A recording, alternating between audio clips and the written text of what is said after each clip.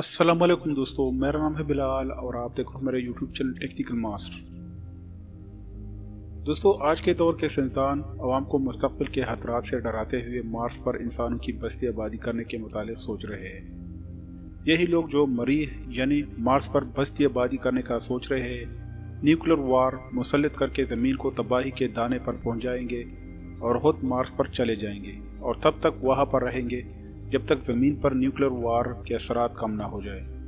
दोस्तों, 26 महीनों बाद यानी तकरीबन 2.25 साल के बाद एक ऐसा वक्त आता है जब हमारी ज़मीन और मार्स सबसे नज़दीक तरीन फासले पर होते हैं और आप जानकर हैरान रह जाएंगे कि ये फासला सिर्फ 57 मिलियन किलोमीटर है।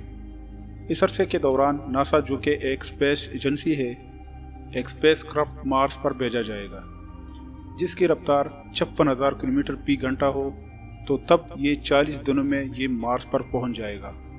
लेकिन ये सिर्फ उसी सूरत मुमकिन होगा जब ये स्पेस क्राफ्ट ज़मीन से एक डायरेक्ट वे से मार्स पर पहुंचे। ये वो वक्त होता है जब ज़मीन और मार्स एक दूसरे के बिल्कुल सीधे में होते हैं और ऐसे की सूरत में मुमकिन नहीं, क्योंकि इस तरह सफ़र करना बिल्कुल भी आसान नहीं है, जिसमें ज़मीन के 24 इंसानों को हमेशा हमेशा के लिए मरीख पर भेज दिया जाएगा। और इस अनोखे मिशन का नाम one way trip to Mars है और ये अजीब व गरीब मिशन इंसानों को मार्स पर भेजने की शायद सबसे पहली और आखिरी कोशिश ही होगी। अब सवाल ये पैदा होता है, इंसानों को मार्स पर क्यों भेजा जा रहा है? इस खूनी मिशन के लिए पागलखाने से पागल चुने जाएंगे? नहीं, ऐसा बिल्कुल नहीं है। मार्स ज़मीन के बाद इस निज़ाम शमसी का वाहिद सियारा है जो इंसानों को बसाने के लिए शायद कुछ हद तक मौजू है, क्योंकि वहाँ वो सारे अवामिल पाए जाते हैं जो कि एक जानदार के लिए अहम है। दूसरी बात, मिशन पर भेजने के लिए पागल नहीं चुने जाएंगे। आप ये जानकर हैरान रह जाएंगे कि 2013 तक 2 लाख से ज़ायद अफराद मिशन के लिए अपनी दरख्वास्तें जमा करवा चुके हैं।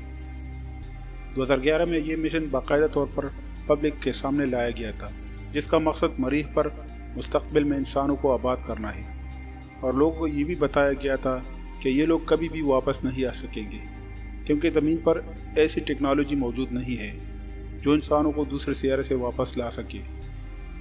2 लाख उम्मीदवार जो इस मिशन के लिए अप्लाई कर चुके थे, इनमें से सिर्फ 2700 उम्मीदवारों की दरख्वास्तें कबूल की गई। 2018 तक इनके मज़ीद टेस्ट और इंटरव्यू किए गए और उनमें से सिर्फ 24 लोग इस मिशन के लिए मौजू करार पाए गए, जिन्हें चंद सालों के वक़्फ़े से स्पेस सैटेलाइट के ज़रिए मरीख पर भेजा जाएगा। 2022 में कुछ रोड्स को मरीख पर उतारा जाएगा। ये वहाँ पर हवा, मिट्टी और पानी का जायजा लेंगे, साथ ही ज़मीन पर नस्ब करने वाले आलात नस्ब करेंगे। ये वोल्टर्स को भी साथ लेकर जाएंगे और मरीख पर नस्ब करेंगे ताकि अगले मिशन में आने वाले लोग यहाँ रह सके। मरीख के इस पहले मिशन पर ही लगभग 30 अरब रुपए खर्च होंगे। 2024 का साल वो साल होगा जब ये लोग आखिरी बार अपनी फैमिली से मिलेंगे और इनको हमेशा हमेशा के लिए अलविदा कहकर मरीख के लिए रवाना हो जाएंगे। इस मिशन के जाने वाले में एक पाकिस्तानी भी शामिल है। ये शख्स पाकिस्तान एयरफोर्स में 22 साल तक हेलीकॉप्टर का पायलट रह चुका है। इसने इस ख्वाहिश का इजहार किया है कि वो इस मिशन के ज़रिए हमेशा के लिए तारीख में ज़िंदा रहना चाहता है। ये मिशन तारीख का महंगा तरीन प्रोजेक्ट है जिस पर $10 मिलियन खर्च किए जाएंगे। ये मिशन बेहद खतरनाक है। अगर ये लोग मार्स पर पहुंच जाएंगे तो इनका वापसी आना किसी सूरत मुमकिन नहीं है। इनके मरीख पर जिंदा रहने के लिए चांस भी बहुत कम है। बहुत से साइंसदान ये मानते हैं कि मौजूदा टेक्नोलॉजी इस मिशन के लिए नाकाफी है, लेकिन अगर ये मिशन कामयाब हो गया तो मरीख पर ह्यूमन ट्रैफिकिंग का ना रोकने वाला सिलसिला शुरू हो जाएगा। तो दोस्तों, उम्मीद करता हूँ कि आप लोगों को आज की हमारी वीडियो पसंद आई होगी।